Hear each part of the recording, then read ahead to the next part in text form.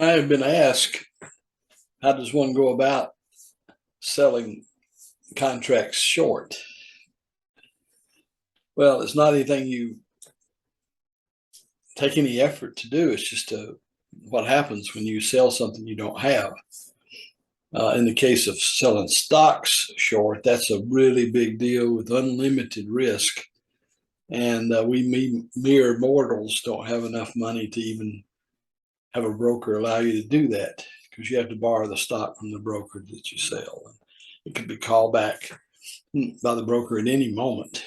And man, unless you're sitting on $100,000 or more in your account, I doubt you would even be given permission to do that. But it's different with selling contracts that don't exist. Therefore, you're selling them short.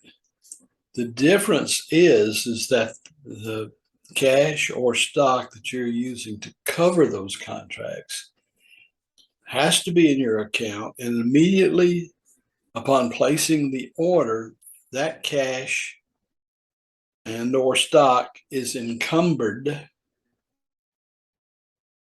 to ensure to the broker that you can cover the contract, because since I'm creating these contracts, I'm responsible for them if they get exercised.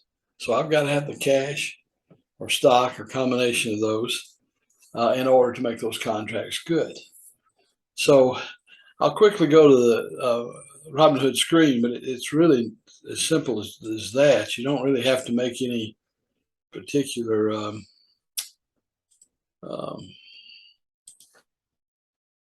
okay, I'll have to cut out all the small talk and fumbling and bumbling. Okay, I'm going to show you what happens when you let's say I'm going to sell options contract based on those 200 shares of HBI that I have in my account.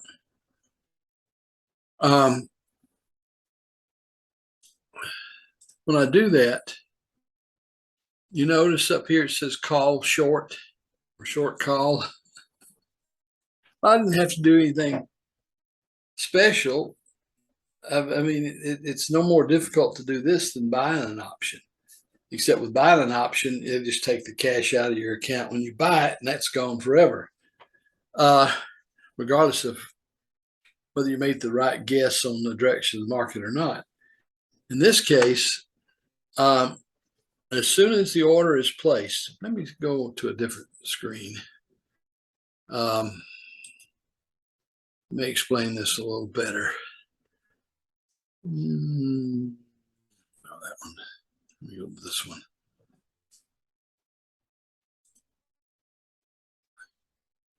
Well, there we go. Here's a better screen.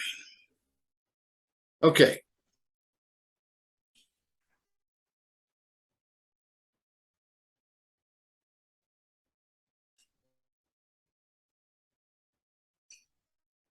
Now, you notice down here where it says withdrawable cash, I have actually $11,316.40 in my account. But I can't the pending orders that I've already placed, I did that in an earlier video, is 11 now. That's encumbered to the tune of $11,985, which means I've only got a withdrawable cash of $404.43. Now I have some margin I could use if I wanted to sell another put contract, but I don't want to use any margin right now. On that last go around where I did use margin for the first 2 weeks of this transaction set, I have run up a tab of $6.22 in interest charges. In the scheme of things, that's nothing. But nevertheless, I like to be debt free. So it's just that simple. I mean, it's really not. Um,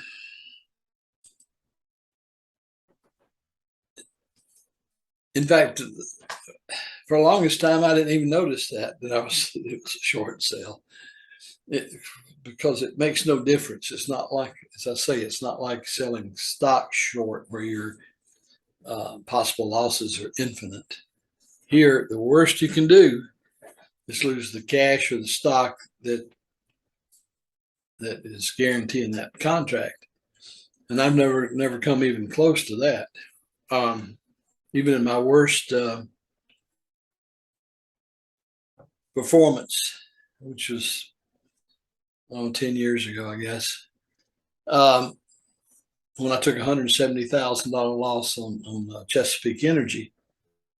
Even there, my actual loss was only $30,000 because of all the premiums I was collecting.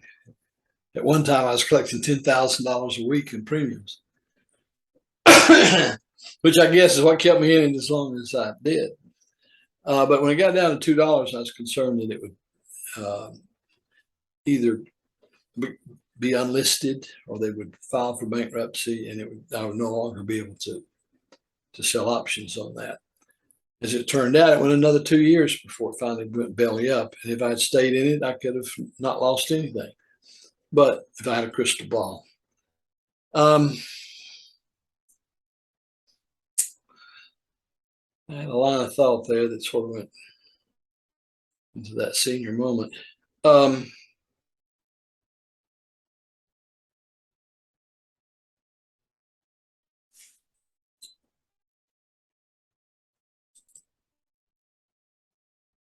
Okay, it came back to me. And this is an important thing from tax perspective. Now, premium income is considered capital gains or losses gains. In my case, since I'm only collecting them, not paying them. But I'm basing those on a stock which increases and decreases in value, and for at least a transient period, I actually own that stock. So one of the most important things that works so great for resellers of covered options is the IRS 30-day rule. Who wrote the tax code? It was the guys with all the money. At any rate, what that rule says is that if you replace a stock within 30 days, any capital gain or loss is washed out. And ordinarily, that doesn't mean a whole lot because typically I will replace a stock within 30 days. But let's take that Chesapeake Energy debacle. I had $170,000 paper loss. The reason for that was, and the reason it had tax implications, is that I bought into that when it was like $21, and the last holding I had was, I think, 10,000 shares at $2. And I never replaced it. So therefore, that difference was that $170,000 capital loss. So that, from a tax point of view, ate up more than most, all of the capital gains from premiums, and still left me a lot. And then, but ordinarily you'll have capital losses. Back then I was doing a lot of changing horses. By that I mean I would trade maybe AEO for a while, then HBI for a while, and then Philip Morris for a while. And then, so basically there I could oftentimes have 30 days elapsed before I got back into that writing options on that particular stock. So at any rate, that tax year, I ended up with a capital loss of $170,000. And that wasn't all from Chesapeake Energy. Really did a little better than all those numbers imply, because some of that was from the natural tax losses or capital losses you take in not replacing stock within 30 days. Back then, I was still experimenting a lot. I did some options on Philip Morris, Juniper Networks, Cisco, some of the pharmaceutical companies. And that's when I learned those are not really good stocks to write options on. I mean, they're solid stocks, but I'm looking for the ratio between the premium and the cost of the stock. And so, as I've stated before, stock in the $10 to $20 range is ideal. But anyway, there is that 60-day rule is important. You don't have to keep up with it. I don't have the math skills to be able to compute that at year end. I just have to let TurboTax deal with that. And thank God now the brokers are required to calculate all that for you in a format that TurboTax just sucks in. And the first few years I did pretty heavy volume in options. It took me 3 or 4 days to do all the detail. I mean, it was just, God, I hate doing taxes anyway, for obvious reasons, but that just made it pure torture. So it's a lot better today. But anyway, I mentioned that in passing. As far as you're selling contract short, that's all automatic. It's taken care of. Your stock or your cash is encumbered, so you can't do it wrong. And it just happens to be what you're doing, and it's automatic. Hope that answers the question.